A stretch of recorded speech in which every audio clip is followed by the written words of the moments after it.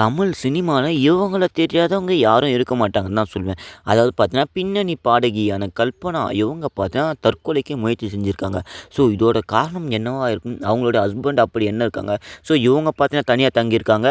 கடைசியா பார்த்தீங்கன்னா, ஒரு வீடியோ எடுத்து அவங்களுடைய அப்பாகிட்ட குடுத்துருக்காங்க. அது எல்லாத்தையும் நான் ஒரு வீடியோல சொல்லியிருக்கேன். ஸோ மறக்காம இந்த ஒரு வீடியோவ முழுசா பாருங்க. அப்பதான் நான் என்ன சொல்லியிருக்கேன்னு உங்களுக்கு புரியும். நம்ம சேனலுக்கு நீங்க புதுசா வந்தீங்கன்னா, மறக்காம சப்ஸ்கிரைப் பண்ணி வச்சுட்டு, வீடியோக்கு உங்களோட லைக்க குடுத்து உங்க ஃப்ரெண்ட்ஸ் எல்லாரும் ஷேர் பண்ணுங்க. வீடியோக்குள்ள போகலாம்.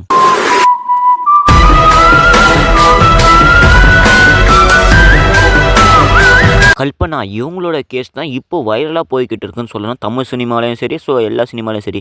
இவங்க பார்த்தீங்கன்னா, தமிழ்லயும் மலையாளத்திலும் பார்த்தா வேற லெவல் எக்ஸ்பர்ட்டா இருப்பாங்க. ஸோ தமிழ்ல தரமா பாடுவாங்கன்னு தான் சொல்லணும். அந்த மாரி இவங்க பார்த்தா நெறைய டிவி ஷோஸ்லாம் பார்ட்டிசிபேட் பண்ணியிருப்பாங்க. ஸோ அது மட்டும் இல்லாத இவங்களுக்கும் அவங்களுடைய ஹஸ்பண்டுக்கும் என்ன பிரச்சனை? ஸோ இவங்களுடைய ஹஸ்பண்ட் பார்த்தா சென்னையில இருக்கிறத சொல்லியிருக்காங்க. இவங்க பார்த்தீங்கன்னா, ஹைதராபாத்ல பூட்டி இருந்த வீட்ல பார்த்தீங்கன்னா, தற்கொலைக்கு முயற்சி செஞ்சதா பார்த்தீங்கன்னா, ஒரு வீடியோ எடுத்து அவங்களுடைய அப்பாகிட்ட குடுத்துருக்கா சொல்லியிருக்காங்க. ஸோ இன்னும் அதில என்னென்னலாம் சொல்லியிருக்காங்க, நான் இன்னும் உங்களுக்கு டீப்பா சொல்றேன். மறக்காம வீடியோக்கு லைக் குடுத்துட்டு பாருங்க. இவங்க பார்த்தீங்கன்னா, நெறைய மொழியில பார்த்தீங்கன்னா எக்ஸ்பர்ட்டா இருந்திருக்குங்க. முக்கியமா பார்த்தீங்கன்னா, தமிழ், தெலுங்குல பார்த்தீங்கன்னா, வேற லெவல் ஹைப்ப தர மாரி பார்த்தீங்கன்னா இருந்திருக்காங்க. இவங்க ஒரு தடவ பார்த்தீங்கன்னா, பிக் பாஸ்ல வந்திருக்காங்கன்னு நான் நெனைக்கிறேன். நீங்க என்ன நெனைக்கிறீங்கன்னு மறக்காம கமெண்ட்ல சொல்லுங்க. அதாவது பார்த்தீங்கன்னா, இவங்க தற்கொலைக்கு முயற்சி செஞ்சதுக்கு என்ன காரணமா இருக்கும்? ஹைதராபாத்ல இருக்கிற இவங்களுடைய வீட்ல பார்த்தீங்கன்னா, தனியா வசித்துக்கிட்டு வராங்க.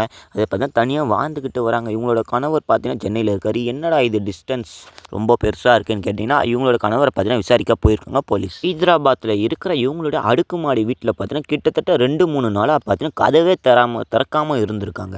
அட என்னடா இது பிரச்சனை பார்த்தீங்கன்னா, கதவே திறக்காம அப்படியே மூடியே வச்சிருக்காங்க.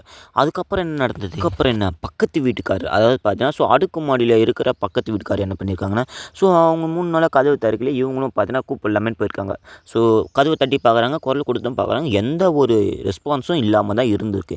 என்னடா இது ரெஸ்பான்ஸே இல்லாம இருக்கேன்னு பார்த்தீங்கன்னா, அந்த கதவ பார்த்தீங்கன்னா, என்ன பண்ணாங்கன்னு நான் உங்களுக்கு சொல்றேன். எந்த ஒரு ரெஸ்பான்ஸும் இல்லாத அந்த ஒரு வீட்டுக்கு வந்த பக்கத்து வீட்டார் என்ன சொன்னாங்கன்னா, அவங்களோட உறவினர்களுக்கு எல்லாருக்குமே கால் பண்ணி சொல்லிட்டாங்க. அத பார்த்தீங்கன்னா, அவங்களுடைய ஹஸ்பண்ட், அவங்களுடைய அப்பா எல்லாருக்கும் பார்த்தீங்கன்னா கால் பண்ணி சொல்லிட்டாங்க.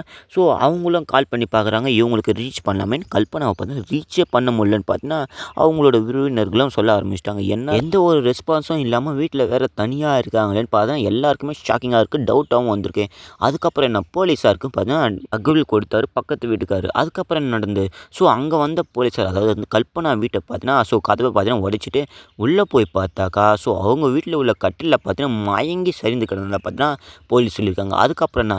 ஆம்புலன்ஸுக்கும் ஃபோன் பண்ணி அவங்கள பார்த்தீங்கன்னா அழைச்சிட்டு போயிருக்காங்க.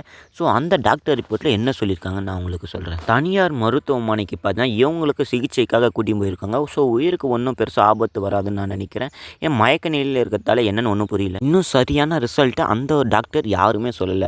அதாவது பார்த்தீங்கன்னா, இப்ப பார்த்தீங்கன்னா யார் மேல கேஸ் ஃபைல் பண்ணியிருக்காங்கன்னா, அதாவது அவங்க உறவினர்கள் மேல, அதாவது பார்த்தீங்கன்னா, அவங்களுடைய கணவர் மேல சென்னையில தனியா வாழ்ந்துகிட்டு வராரு. இவங்களுக்கும் அவங்களுக்கும் அப்படி என்ன பிரச்சனை? தற்கொலை செய்யற அளவுக்கு பார்த்தீங்கன்னா, அப்படி என்ன பிரச்சனை நடக்குதுன்னு அது எல்லாத்தையும் நான் உங்களுக்கு ஒரு வேற வீடியோல சொல்றேன். மறக்காம வீடியோவ லைக் குடுத்துட்டு பாருங்க.